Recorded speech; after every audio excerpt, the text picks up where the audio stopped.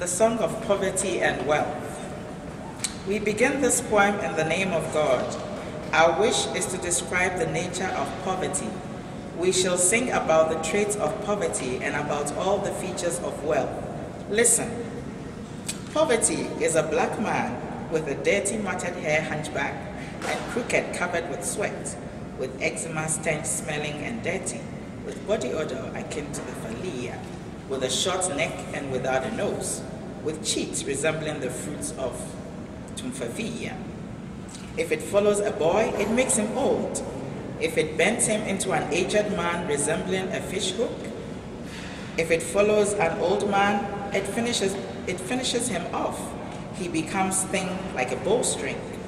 He becomes bewildered, confused, and baffled, with his garment of rags and a small cap. As time goes by, people make him a sorcerer. He is stopped and abused because of his poverty.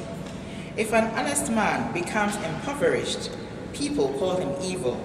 That does not say the truth. The poor man does not speak at a gathering.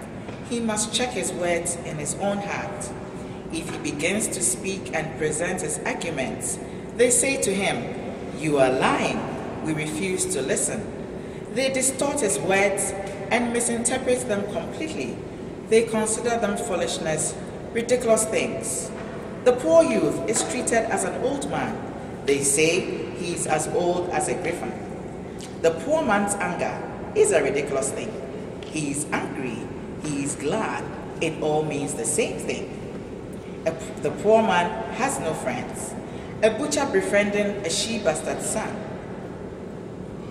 The poor man is loved only by Almighty Allah, who had a great trouble in creating him.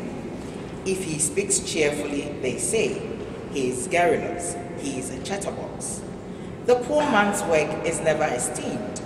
In people's words, still in their thoughts, the poor man's wives humiliate him in public.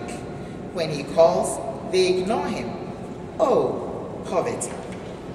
Good people, let's hate poverty indeed, for living in poverty is really difficult. Now that you have listened to the traits of poverty, listen, strive hard, and set out to look for wealth. We now want to describe in turn the traits of wealth, its delights, its pleasures, felt in the heart. The wealthy man is always honored and greatly loved in the world. People kneel down for him and honor him and want his friendship because of his wealth. When he speaks in a gathering, they accept his words. They say, "You've said the truth. We hear, we obey." You know, when the wealthy man tells lies, people would say, "It's not a lie. Come near and listen."